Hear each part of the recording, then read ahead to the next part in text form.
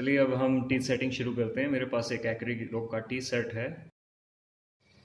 चलिए हम पहला दांत निकालते हैं। इसको थोड़ा सा कॉटन से साफ करते हैं।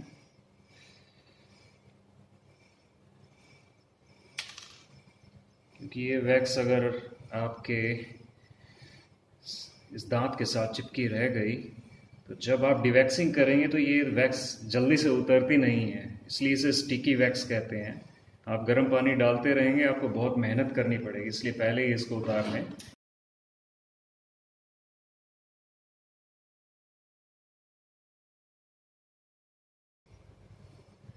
अब ये दांत बहुत ही बाहर है क्योंकि इसका जो सिंगलम एरिया है वो बहुत ही बड़ा है और हमें दांत की शेप थोड़ी ठीक चाहिए, इसलिए हम इसको रिड्यूस करेंगे।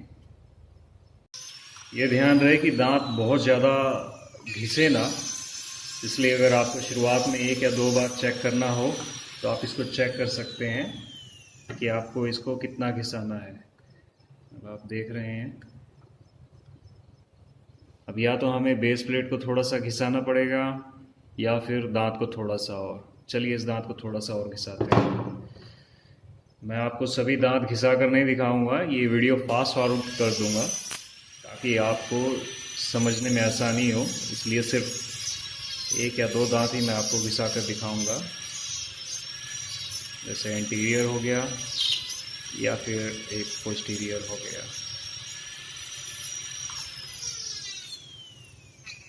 यहाँ से इसको राउंड ऑफ करना ज़रूरी है ताकि इसकी एनाटॉमी में बहुत ज़्यादा फर्क ना आए।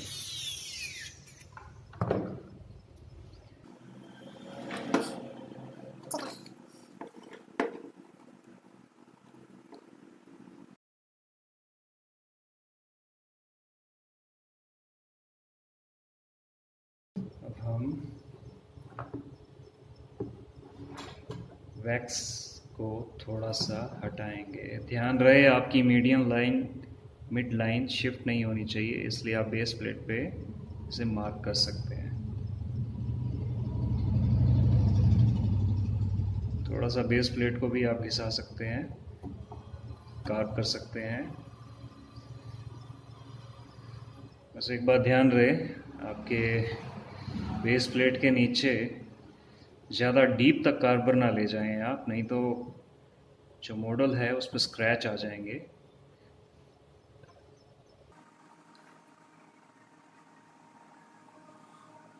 जो पहला दांत होता है वो सबसे इम्पोर्टेंट होता है। अगर ये आपका दांत सही लग जाता है तो उसके बाद आप इसको फॉलो कर सकते हैं, इसकी डायरेक्शन को।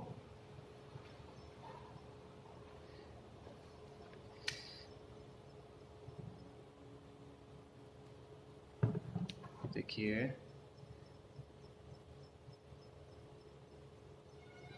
इसकी मिड लाइन है, ये बिल्कुल सेट हो गया है। आप ये देख रहे हैं,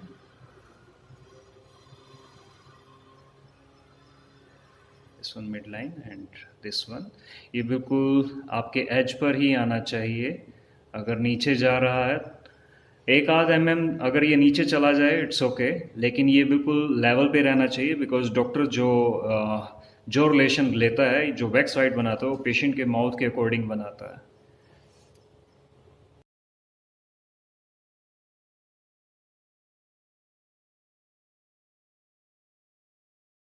कैन सी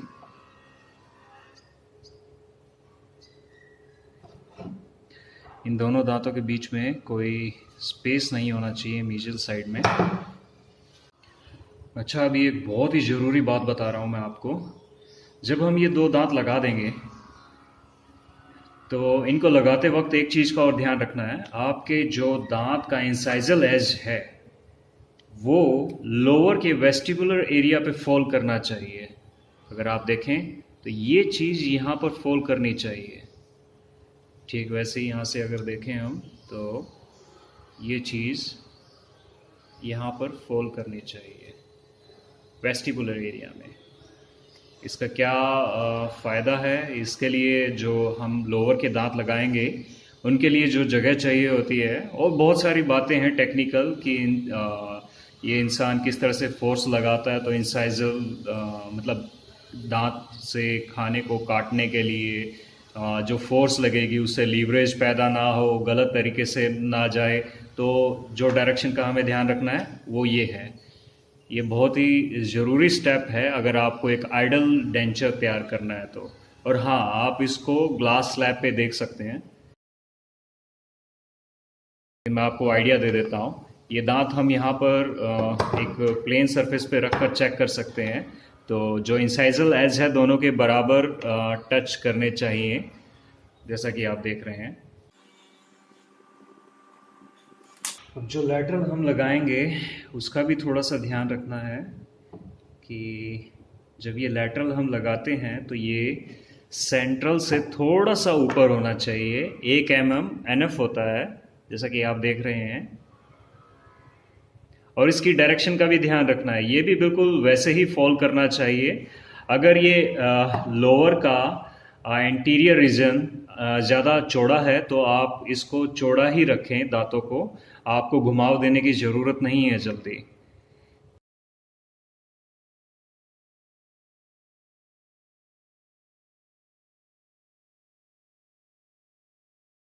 मैं आपको कैनाइन के बारे में बता रहा हूँ। ये थोड़ा सा मुश्किल स्टेप है बिकॉज़ ये कॉर्नर ऑफ द माउथ होता है, और इसकी जो एस्थेटिक है वो बहुत ही इम्पोर्टेंट है। अगर ये सही नहीं लगा तो शेप जो है पेशेंट के मुंह की काफ़ी अजीब सी लगेगी बनावट देखने में। क्या करते हैं कुछ लोग, बहुत ज़्यादा टेढ़ा लगा देते हैं कैनाइन कुछ इस तरह से, और कुछ क्या करते हैं कि बहुत सीधा लगा देते हैं ऐसे। तो ये दोनों तरीके ही गलत हैं। ये हल्का सा टिल्टेड होता है, जो सर्वाइकल एरिया है वो हल्का सा डिस्टली मूव करता है जिससे एस्थेटिक आती है। इसका लेबियल सरफेस है ये, और कैनाइन का लेबियल सरफेस लगभग एक जैसा उठा हुआ दिखना चाहिए, और जो इसका ये एरिया है इंसाइजल एज, ये भी इक्वल दिखना चाहिए। आप देख रहे हैं जो लैटरल है वो थोड़ा सा नीचे है, तो इस चीज़ का हमें ध्यान रखना है बेसिकली।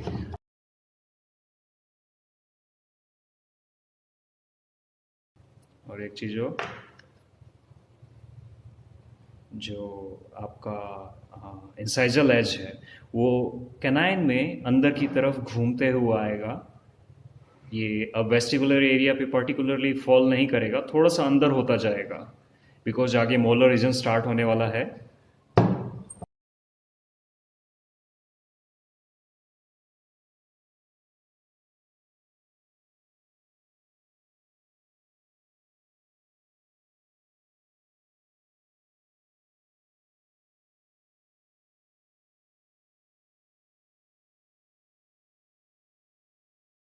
लोअर के टीथ भी बिल्कुल जैसे अपर के टीथ हैं ठीक वैसे ही थोड़े से बाहर होने चाहिए, सर्वाइकल साइड से ये अंदर रहें। और एक बात और, इनका जो हॉरिजेंटल स्पेस है, मान लीजिए ये जो स्पेस दिख रहा है आपको, ये इस वक्त 0.7 mm के अराउंड है, जो कि 2 mm के अराउंड होना चाहिए। तो इसको हम थोड़ा सा प्रेस करेंगे। बेसिकली ये ओवरजेट और ओवरबाइट का स्पेस है जिसका हमें ध्यान रखना है। ये पोजीशन उसकी, जैसा कि आप देख रहे हैं बीच में जो स्पेस आ रहा है, ठीक ऐसे रहना चाहिए। आपको मिड लाइन का भी ध्यान रखना है ताकि जो साथ का दांत आएगा उसका भी ध्यान रखना है, इसलिए 2 दांत एक साथ लगाते हैं।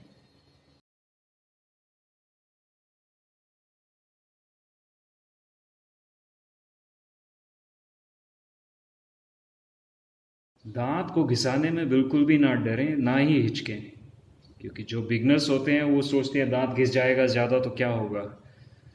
एक्चुअल में जो भी आप काम कर रहे हैं वो तजुर्बे से ही आप सीखेंगे। जब तक आपको एक्सपीरियंस ही नहीं होगा तब तक आप कैसे समझ जाएंगे हर सारी की सारी चीज़ें। तो बिना डरे आप वो काम करें। ये जो लैटरल होता है ये थोड़ा सा ऊपर होता है, क्योंकि अगर ध्यान से देखें आप तो हमने सेंट्रल को नीचे रखा है, लैटरल को ऊपर रखा है। तो ठीक वैसे ही जो टेक्निकल टर्म होती है वो ऐसे ही होती है।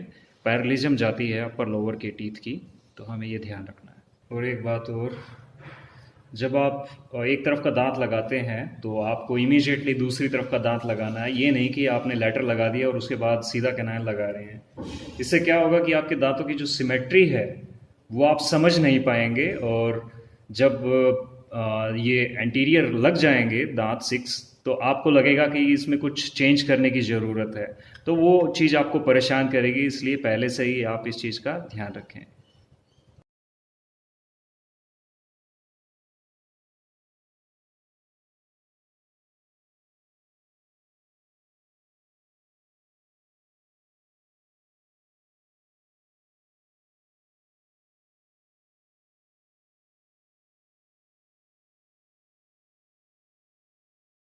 ध्यान रहे लोअर के दांत ना हिलें, इसलिए कार्डबोर्ड को थोड़ा सा ज़्यादा गर्म करके आप इस वैक्स को काट सकते हैं। ठीक है, अब हम पोस्टीरियर के टीथ लगाएंगे, लेकिन उससे पहले देखेंगे कि हमारे यहाँ पर स्पेस आ रहा है कि नहीं आ रहा है। तो थोड़ा सा वैक्स हटाकर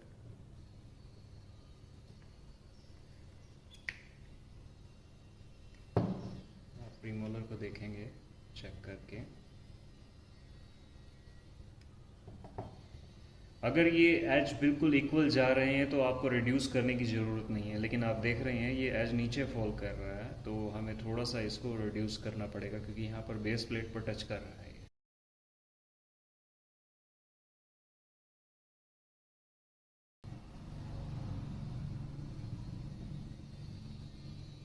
ये अब हमने अपर का फर्स्ट प्रीमोलर लगा दिया है, और जो चेक करने वाली बात है वो ये कि अब जो प्रीमोलर है इसका जो बक्कल कस्प है और पैलेटल कस्प है, उसके बीच का जो एरिया है, जो फोसा और मतलब जो ग्रूव एरिया है, वो groove area exact crest of the ridge, ये groove area exact crest of the ridge, I mean ये जो बिल्कुल आपको चोंच सी दिखाई दे रही है इस रिज की, बिल्कुल इसके ऊपर आनी चाहिए। वो आप देखें ये आ रही है, बिल्कुल आ रही है, अगर आपको दिखाई दे रहा हो तो।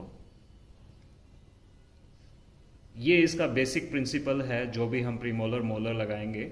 और कुछ लोगों को दिक्कत आती है कि जब वो फर्स्ट प्रीमोलर लगा देते हैं तो नीचे उनको प्रीमोलर को रिड्यूस करना पड़ता है।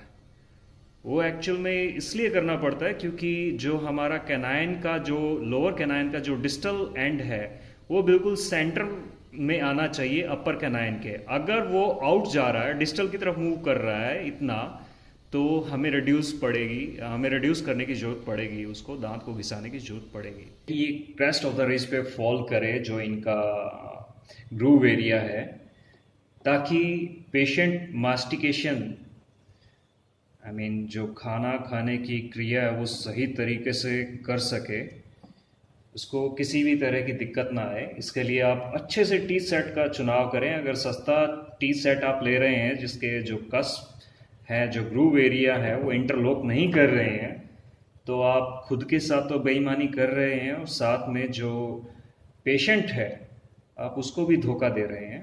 तो आप ऐसा ना करें, ठीक है। अब ये देख रहे हैं आप, हमने प्रीमोलर को भी लगाया है। ये बिल्कुल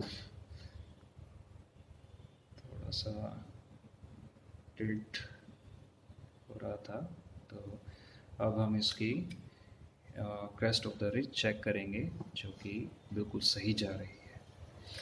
अब एक बात ध्यान रहे, अगर ये बिल्कुल वी शेप में जा रहा है तो हमें जो अपर की अलाइनमेंट है वो भी बिल्कुल वी शेप में लेके जानी है। अगर लोअर यू शेप में जा रहा है, यू शेप में मतलब लाइक दिस, तो हमें अपर की सिमेट्री भी बिल्कुल यू शेप में लेके जानी है। ये बहुत ही इंपॉर्टेंट टास्क है। जो दांत का रीजन है वो बाहर की तरफ फॉल आउट नहीं करना चाहिए, ना ही अंदर की तरफ, वरना पेशेंट को खाना खाने में और पेशेंट का जो लोअर डेंचर है वो जंप करेगा। तो इन चीज़ों का हमें शुरुआत में ही ध्यान रखना है। एक आध केस में वो दिक्कत आती है जब क्रॉस बाइट होती है, जब पेशेंट का लोअर रिज बहुत ज़्यादा बाहर की तरफ होता है और अपर बिल्कुल अंदर की तरफ होता है, तब वो सिचुएशन में हम उस सिचुएशन में हम थोड़ा सा अलाइनमेंट अलग कर सकते हैं। फर्स्ट मोलर लगा रहे हैं तो उसकी भी टेक्निकल बात मैं आपको बता देता हूँ, बिकॉज बिना टेक्निकल बात को जाने आप अगर कोई भी काम करेंगे तो आप उस हद तक ठीक नहीं कर पाएंगे जितना करने की ज़रूरत है।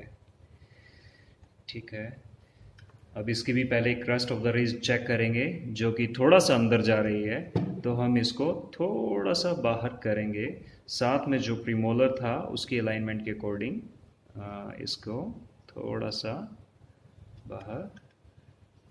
अब ये क्रस्ट ऑफ द रिज पे फॉल कर रहा है। ठीक है, अब इसको ग्लास स्लैब पे लगा कर देखते हैं।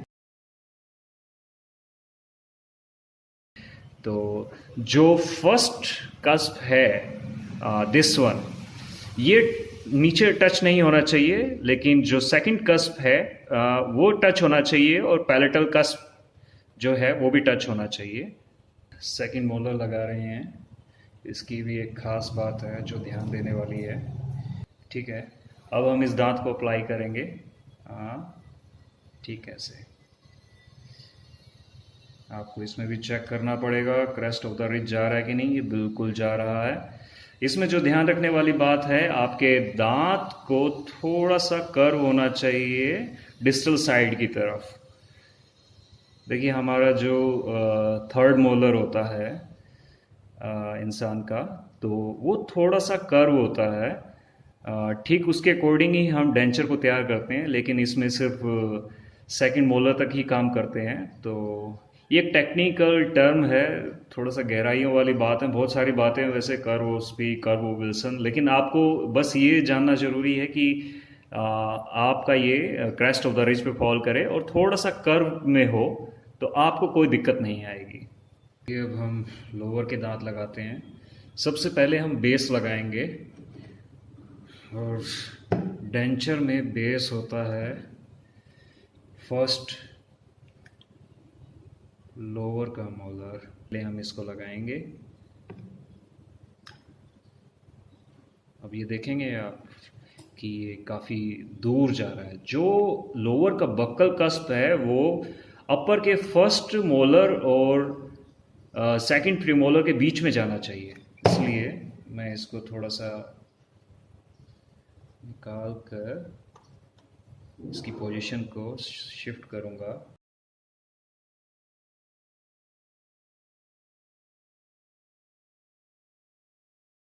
देख रहे हैं यहाँ पर, ठीक है।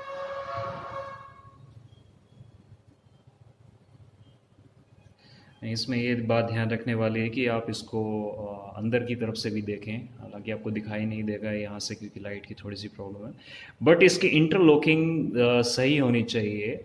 ये आप कोशिश करें देखने की। तो सेकंड प्रीमोलर लगाएंगे। ये दांत मैं साथ के साथ सील कर रहा हूँ ताकि ये सेट हो जाए, क्योंकि इसको दबाने पर जो दबाव पड़ेगा उससे थोड़ी सी पोजीशन में डिफरेंस आ सकता है, इसलिए आप भी इसको सील करके पानी में डिप कर लें। उसके बाद ये फर्स्ट प्रीमोलर हमने लगाया और इसको प्रेस किया। अब आप देख रहे हैं कि ये बिल्कुल कस्पेशन एकदम एग्जैक्ट पॉइंट पर जा रही है, थोड़ी सी भी प्रॉब्लम नहीं आ रही है। हम पीछे से और इसको ठीक करेंगे। ये देखिए ये हो गया। तो जो हमने ऊपर की अलाइनमेंट दी थी, जिस हिसाब से फर्स्ट मोलर को इस तरह से कस्प को अब ऊपर रखा और डिस्टल साइड को नीचे रखा, अगर आप ऐसा करेंगे तो आपको कोई दिक्कत नहीं आएगी, आपकी इंटरलॉकिंग एकदम सही हो जाएगी। प्रीमोलर लगाएंगे। अब आप देख रहे हैं जो प्रीमोलर है बिल्कुल फिट हो गया है, तो इसको हम प्रेस करेंगे। देखें आप, तो हमारे सेकंड मोलर के लिए जगह बहुत कम है, तो इसके लिए क्या करेंगे हम, इसके लिए हम इस बेस प्लेट को यहाँ से काट देंगे।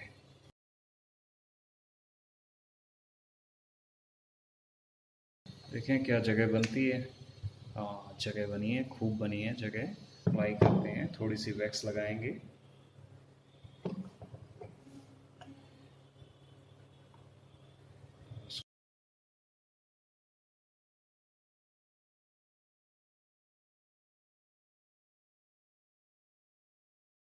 अपर को प्रेस करेंगे ऐसे। तो ये थोड़ा सा बक्कल है, तो अब हम इसको ड्रिफ्ट करेंगे पैलेट की ओर। और ये ड्रिफ्ट करने के बाद ये सिचुएशन आ रही है हमारे पास, ये इंटरलॉकिंग हो गई है।